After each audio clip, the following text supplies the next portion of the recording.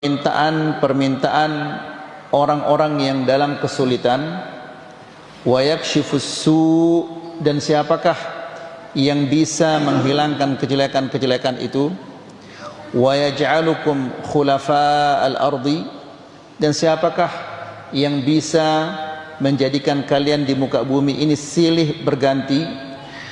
A ilahum ma'allah, apakah ada selain Allah yang bisa melakukan demikian? Tentunya tidak ada. Qalilan ma tadhakkarun, sungguh sedikit kalian ini mengambil pelajaran. Itu adalah dalil yang terakhir yang kita sampaikan di pertemuan yang sebelumnya di bab ini. Kita menyampaikan sekarang dalil yang keenam yang terakhir, yaitu sebuah hadis yang diriwayatkan oleh Imam At-Tabarani. Dia mengatakan, annahu kana fi zamanin Nabi sallallahu alaihi wasallam munafiqun yu'dzil mu'minin. Di zaman Nabi sallallahu alaihi wasallam ada seorang yang munafik. Apa munafik itu ya ikhwah? Ada yang ingat apa munafik itu? Hah? Nah, orang munafik itu pertama, nifaq atau munafik asalnya dari kata nafaqah, terowongan. Yang namanya terowongan, dia masuk dari sini, dia keluar dari sini. Demikian juga orang munafik, dia masuk Islam, Islam keluar dari dirinya.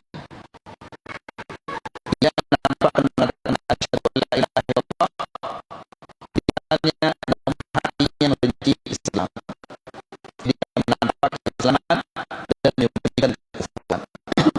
Orang munafik ini mengganggu kaum muslimin. Lalu karena gangguannya sudah semakin menjadi, sebagian dari sahabat mengatakan, umumnya nasta'izu bi Rasulillah sallallahu alaihi wasallam. Mari para sahabat, mari kita mendatangi Rasulullah SAW dan kita meminta kepadanya agar kita, itu Rasulullah, menghilangkan dari kita kejelekan-kejelekan orang-orang munafik ini. Kira-kira ada yang salah di sini ya ikhwah perkataan ini? Ada yang salah di sini perkataan para sahabat itu? Mereka mengatakan, mari kita mendatangi Rasulullah SAW dan meminta kepadanya agar dihilangkan kejelekan orang munafik ini. Ini kelihatannya kata-kata yang biasa-biasa saja. Namun apa jawaban Nabi SAW? Nabi mengatakan, innahu la yustaghatsu bi, sesungguhnya tidak boleh meminta untuk dihilangkan kejelekan dariku. Wa innama yustaghatsu billah, meminta untuk dihilangkan kejelekan itu hanya boleh kepada Allah Subhanahu wa ta'ala. Ini makna dari hadis ini. Bagaimana penjelasannya? Dijelaskan, kana Abdullah bin Ubay bin Salul ra'sul munafiqin, ketua orang-orang munafik yang namanya Abdullah bin Ubay bin Salul. Siapa namanya? Abdullah bin Ubay bin Salul. Ini ra'sul munafiqin, ketuanya orang-orang munafik. Dia sangat benci kepada Islam. Kenapa dia begitu benci kepada Islam? Karena sebelum Nabi SAW datang ke kota Madinah, dia akan diangkat sebagai pemimpin di kota Madinah. Bahkan mahkotanya sudah disiapkan. Namun begitu Nabi SAW tiba di kota Madinah, orang-orang yang tadinya akan mengangkatnya sebagai pemimpin satu persatu masuk Islam dan mengikuti Rasulullah SAW, sehingga tidak jadilah dia diangkat menjadi pemimpin. dia sangat marah karena tidak jadi diangkat menjadi pemimpin. Maka dari saat itulah dia bertekad untuk mencelakai dan merusak Islam ini dari dalam. Salah satu dan caranya adalah dia masuk Islam, namun tujuannya adalah untuk merusak Islam dari dalam. Fi ahdi Rasulullah sallallahu alaihi wasallam fahasalat minhu adhiyatun lil mu'minin. Orang ini dan pengikut-pengikutnya sangat-sangat mengganggu dan menyakiti kaum muslimin, imma dengan ucapan atau dengan perbuatan. Faqala ba'duhum, lalu sebagian dari sahabat-sahabat ini karena sudah gangguannya, caranya menyakiti kaum muslimin sudah berlebihan, sebagian para sahabat mengatakan, idhabu bina ila Rasulillah sallallahu alaihi wasallam nastaghithu bihi. Mari kita menghadap ke Rasulullah sallallahu alaihi wasallam dan meminta kepadanya agar ia hilangkan dari kami kejelekan-kejelekannya orang munafik ini. Kira-kira Rasulullah sallallahu alaihi wasallam mampu atau tidak memotong lehernya orang munafik ini, atau memenjarakannya, atau memukulnya? Mampu apa enggak? Ya, sangat mampu. Ya, sangat-sangat mampu. Namun kenapa Nabi sallallahu alaihi wasallam mengatakan sesungguhnya tidak boleh meminta untuk menghilangkan kejelekan dariku, tapi minta kepada Allah? Sekarang kita akan jelaskan. Yasuddu anna syarra hadzal munafiq, menghilangkan dari kami, menghilangkan dari kita kejelekannya orang munafik ini.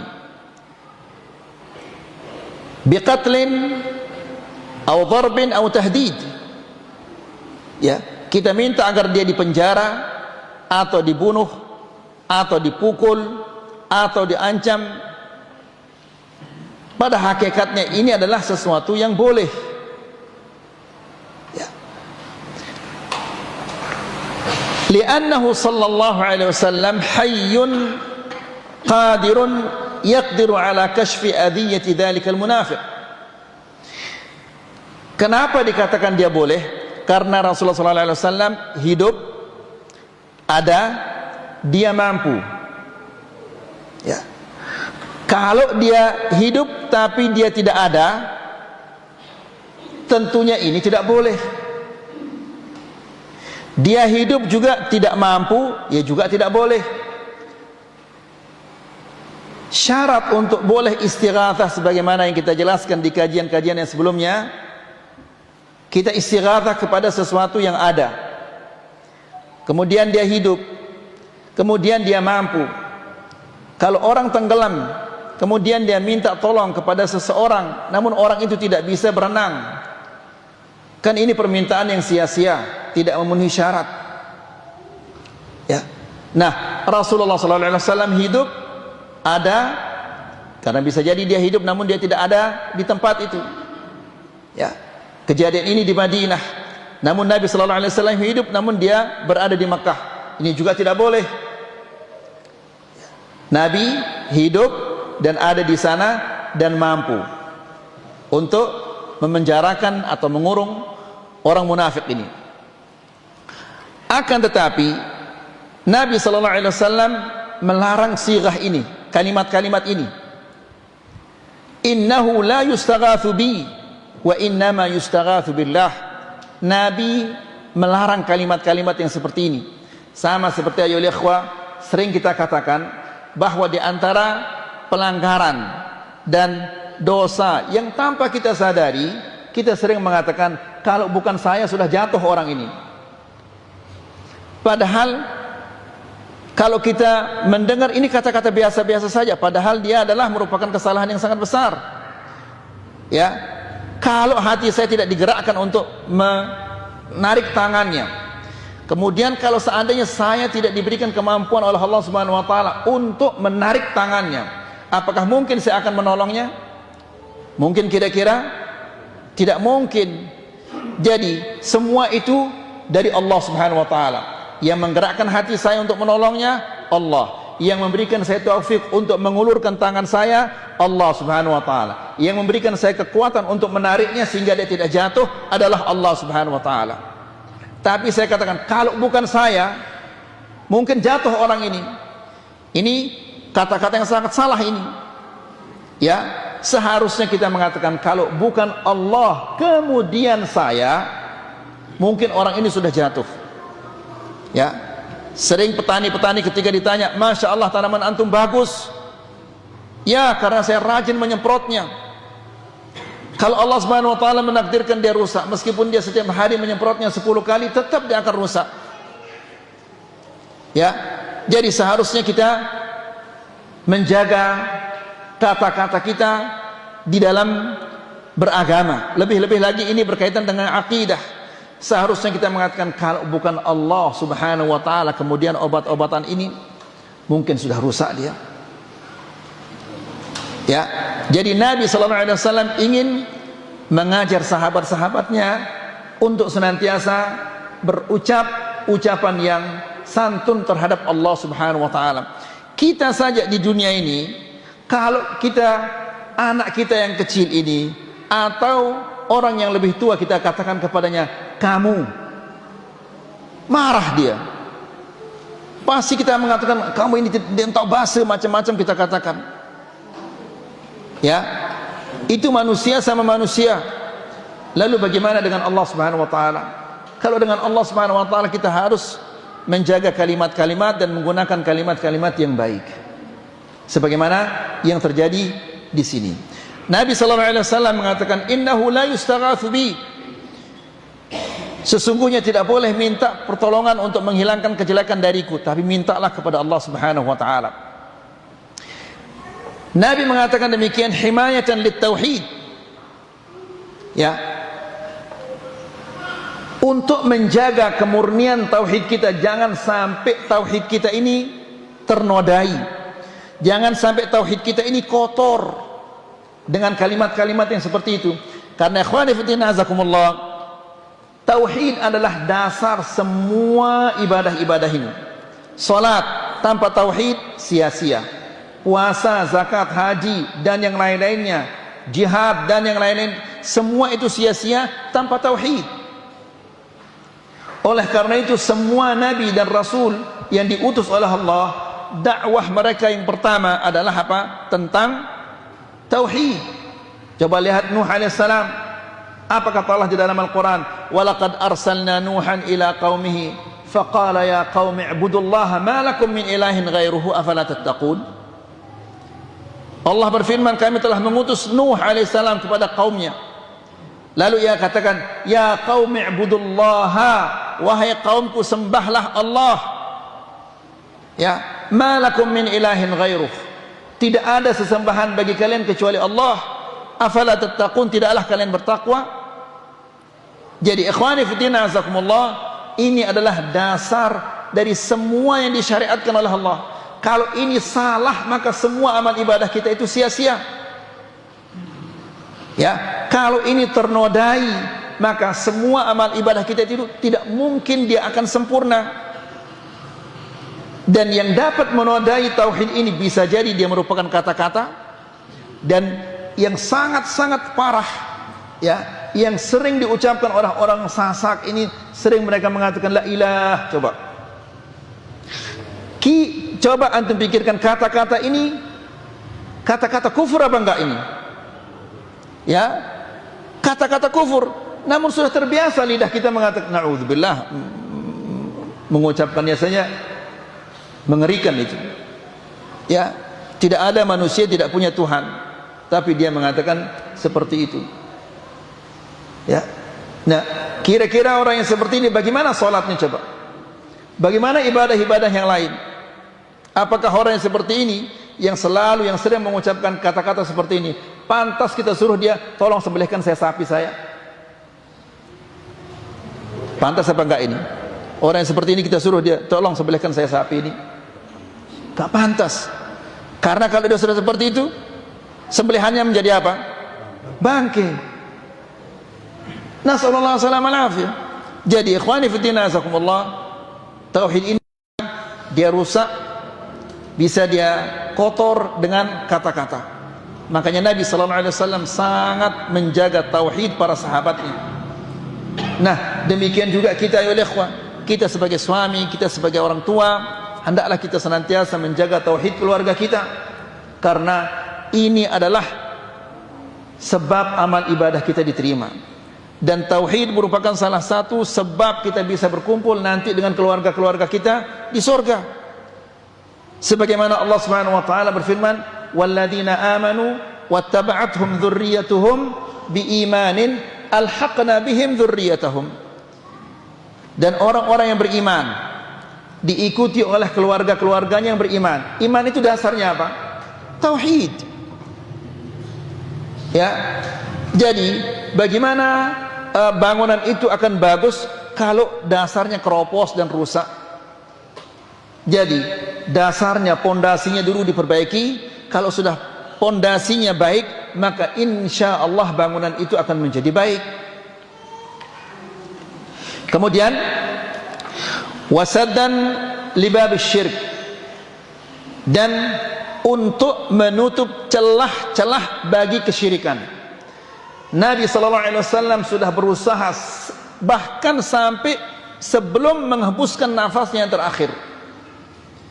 Nabi SAW mengatakan, la'anallahu al-yahuda wan nasara ittakhadhu qubur anbiya'ihim masajid. Semoga Allah melaknat orang Yahudi dan orang-orang Nasara yang menjadikan kuburan-kuburan nabi mereka sebagai masjid, tempat beribadah. Ya.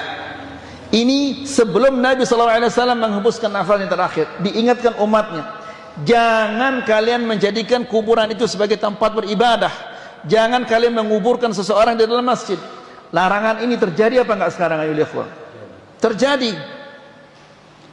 Ya, banyak kita melihat kaum muslimin yang membangun kuburan di area masjid atau menguburkan orang di dalam masjid atau di area masjid. Ya. Nas'alullah salam al-afiyah. Jadi Nabi SAW melarang para sahabatnya untuk mengatakan demikian. Ini semuanya adalah untuk menutup celah-celah bagi kesyirikan itu. Nabi SAW juga mengatakan, inna min syiraril khalq man tudrikumul maut, man tudrikumus sa'atu wa hum ahya, walladzina yattakhiduna al-qubura masajid.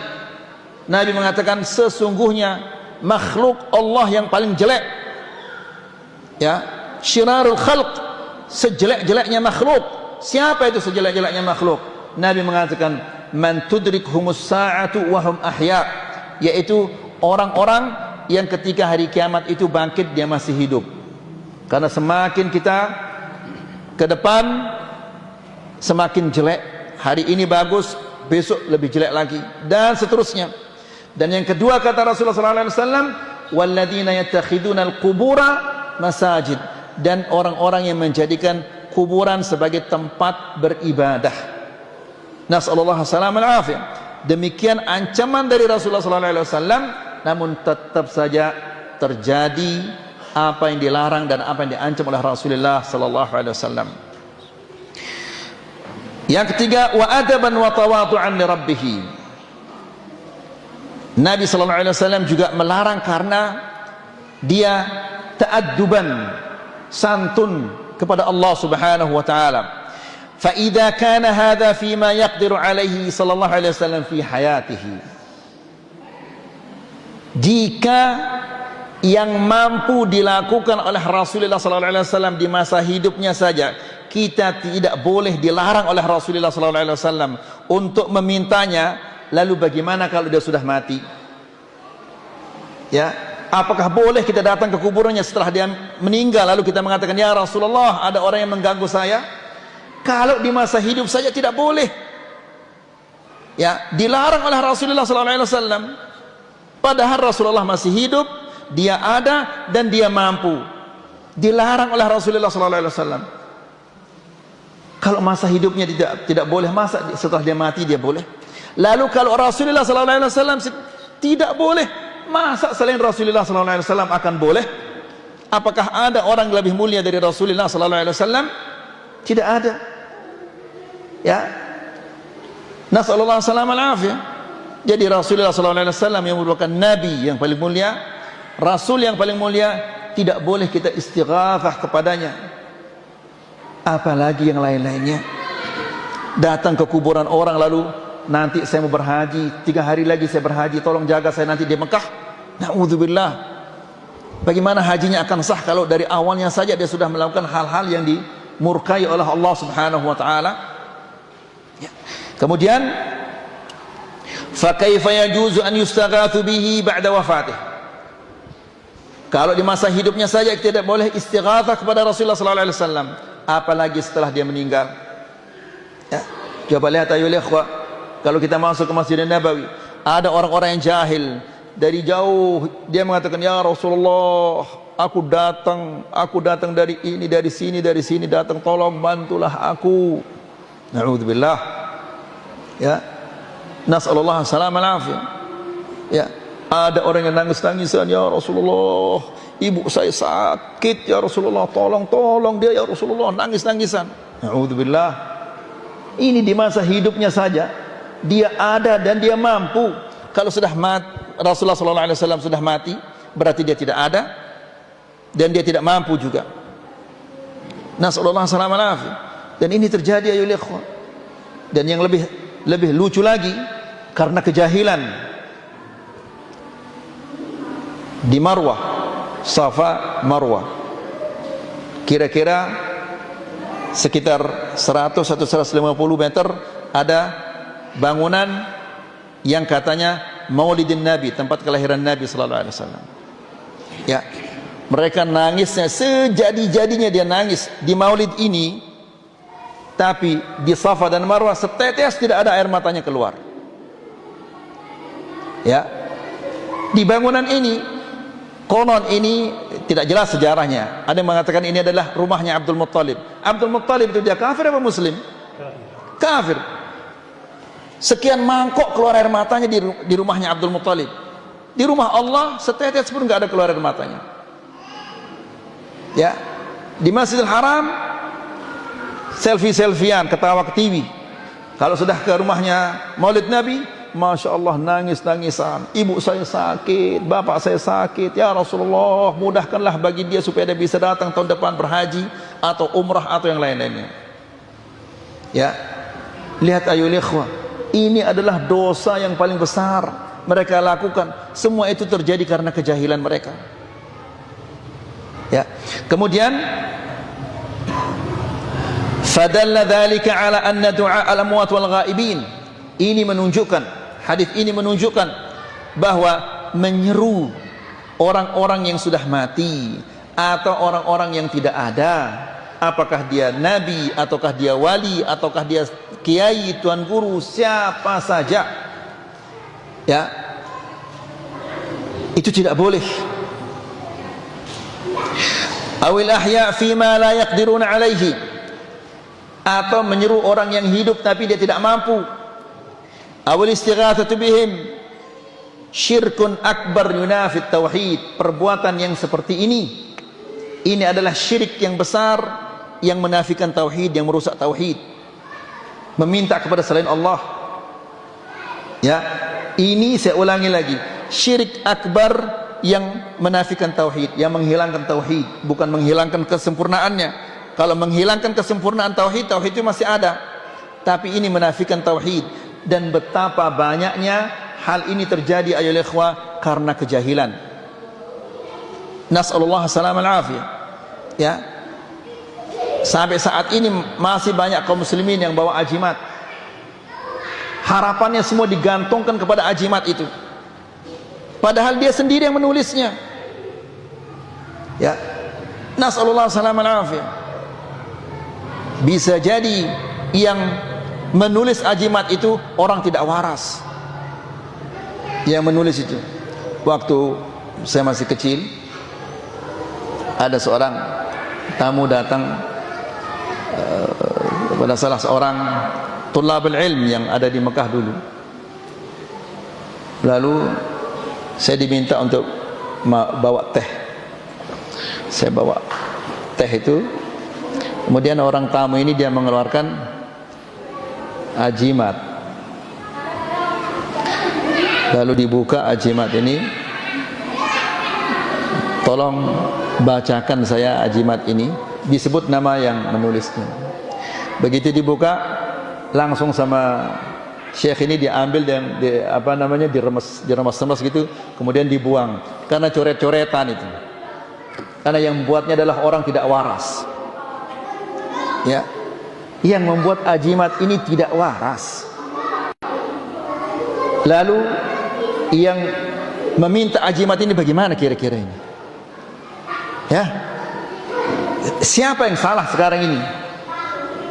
Yang menulisnya tidak waras, yang memintanya pasti dia apa? Lebih tidak waras lagi. Tahu orang tidak waras kok dimintai? Bukan yang diminta bukan hal yang kecil, ajimat ini diminta untuk keselamatannya. Nasallallahu salamal afiyah. Lihat bagaimana ikhwani fiddin azakumullah kejahilan ini. Kemudian jadi perbuatan yang seperti ini syirkun akbar, syirik yang besar yang menafikan tauhid, yang memusnahkan tauhid kita. Kalau tauhidnya sudah musnah, ibadah apa yang akan diterima oleh Allah Subhanahu wa taala dari orang yang seperti ini? Dan itu pasti akan ditanya oleh Allah Subhanahu wa taala. Nanti dia akan mengatakan, "Ya Allah, saya tidak tahu." Enggak ada istilah tidak tahu. Engkau sudah diberikan oleh Allah Subhanahu wa taala umur 60 tahun, kenapa sampai 60 tahun kamu tidak tahu? Kenapa kamu tidak ngaji? Kenapa kamu tidak belajar? Karena ikhwani fillah azakumullah, sering kita menyampaikan bahwa Allah tidak menerima alasan seseorang yang telah diberikan umur berapa tahun? Berapa tahun? 60 tahun. Ya, ingat baik-baik. Kalau seseorang sudah diberikan oleh Allah Subhanahu wa taala umur sampai 60 tahun, maka Allah tidak akan menerima alasannya apapun juga. Nabi sallallahu alaihi wasallam mengatakan, laqad a'dzarallahu ila mri'in akharahu ila 60 sanah. Allah Subhanahu wa taala tidak akan menerima alasan seseorang yang ditunda kematiannya sampai 60 tahun. Nanti kita akan ditanya, kenapa kamu tidak tahu arti wajjahtu wajhiya lilladzi fataras samawati wal ard? Oh ya Allah, tidak ada mengajar saya, tidak diterima itu. Ya. Kenapa sampai 60 tahun, 70 tahun kamu tidak tahu arti alhamdulillahirabbil alamin arrahmanir rahim maliki yaumiddin? Oh ya Allah, tidak ada guru ngaji di desa saya, enggak diterima. Belajar. Nabi saja diperintah oleh Allah Subhanahu wa taala untuk menuntut ilmu. Allah berfirman di dalam Al-Quran, wa qur rabbi, terus apa? Zidni ilma. Katakanlah ya Muhammad, Rabbi, wahai Tuhanku, tambahlah ilmuku. Mana mungkin ilmu itu akan bertambah kalau kita santai-santai diam-diam di rumah? Ya, ilmu itu akan bertambah apabila kita nuntut. Itu pun kalau kita tidak serius menuntut ilmu, gak mungkin dia akan apa?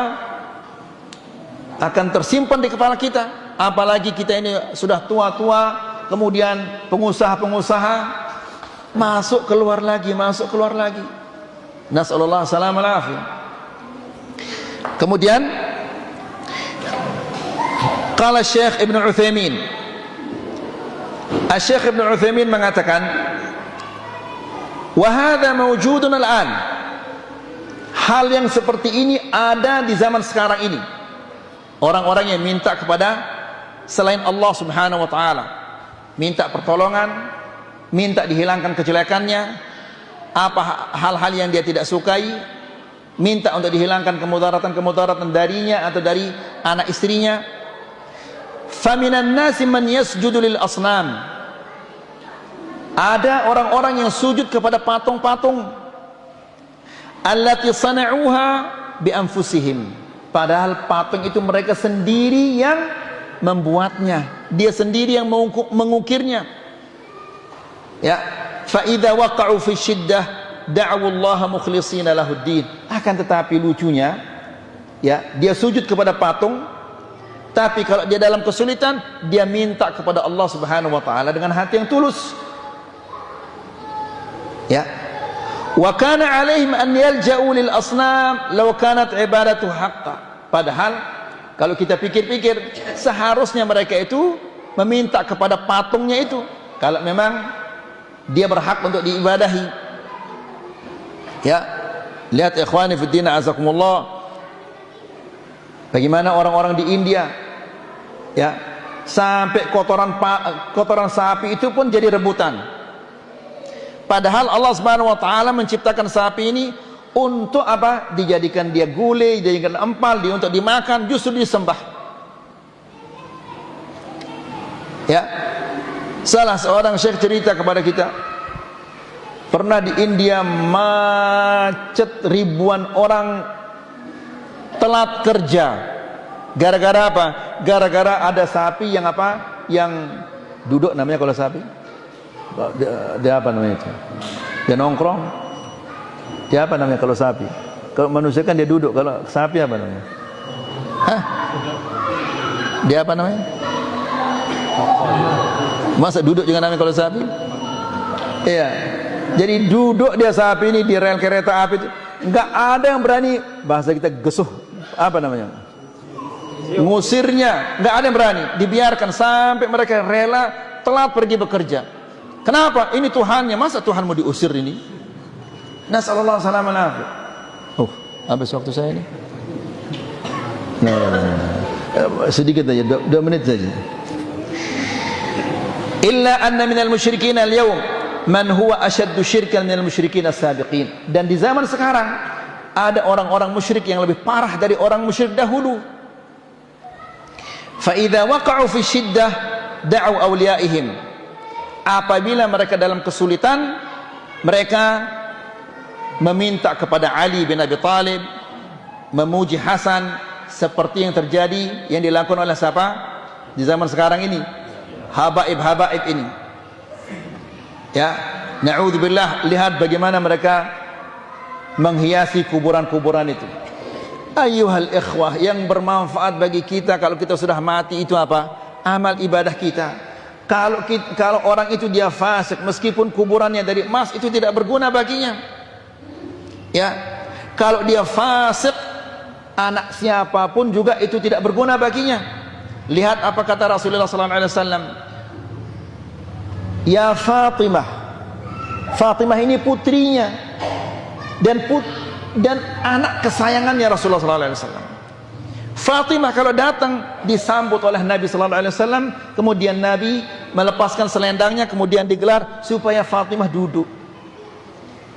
Kalau di kalau orang Arab, hal yang seperti ini merupakan penghargaan yang luar biasa. Ya, selendangnya ini yang dipakai itu, kalau dilepas kemudian dia gelarkan suruh kita duduk di sana, ini merupakan penghargaan yang luar biasa. Nah, Fatimah ini kalau dia datang, Nabi SAW melepas selendangnya, kemudian disuruh Fatimah duduk di sana. Saking sayangnya pada Fatimah. Dan Rasulullah SAW pernah mengatakan kepada Fatimah, dia berbisik kepada Fatimah, kemudian Fatimah nangis dia. Kemudian dia berbisik lagi, ketawa dia Fatimah.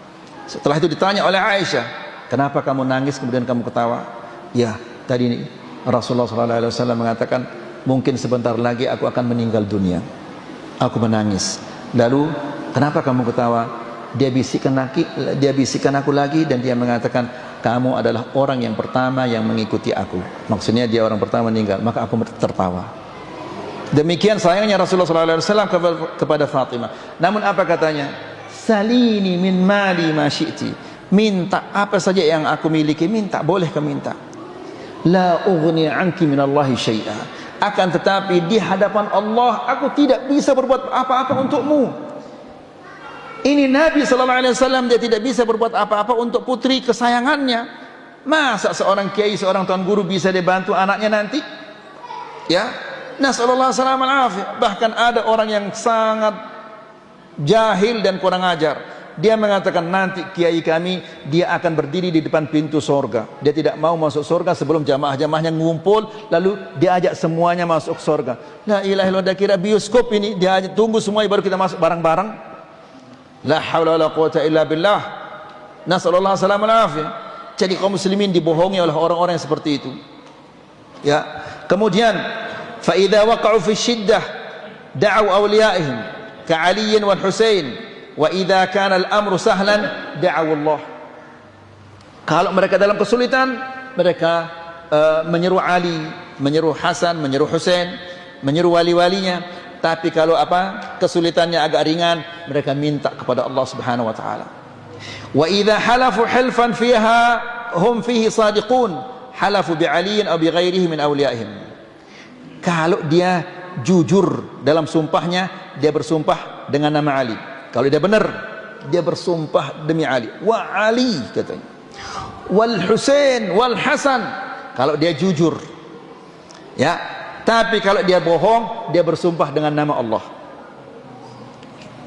Ayuhal ikhwah, apakah ada kekurang ajaran yang lebih dari ini? Alhamdulillah tidak ada. Mungkin orang Sasak yang bersumpah dengan nama selain Allah. Setidak-tidaknya orang Sasak mengatakan, paninku mati, padahal itu bukan sumpah. Atau haram katanya, itu bukan sumpah itu. Sumpah itu dia mengatakan wallahi, tallahi, billahi, wa rabbi. Ini sumpah. Tapi kalau dia mengatakan baningku mati, itu bukan sumpah dan dia bohong itu. Berani dia mati? Kalau dia memang berani mati, silahkan dia tidur di bawah puso itu. Ya supaya dia digilas. La ilaha illallah. Jadi ikhwani fi din azakumullah, ini yang bisa kita sampaikan. Insyaallah di kajian berikutnya kita menyampaikan faedah-faedah dari hadis yang luar biasa ini. Semoga ini bermanfaat. Wa sallallahu ala nabiyina Muhammad walhamdulillahi rabbil alamin.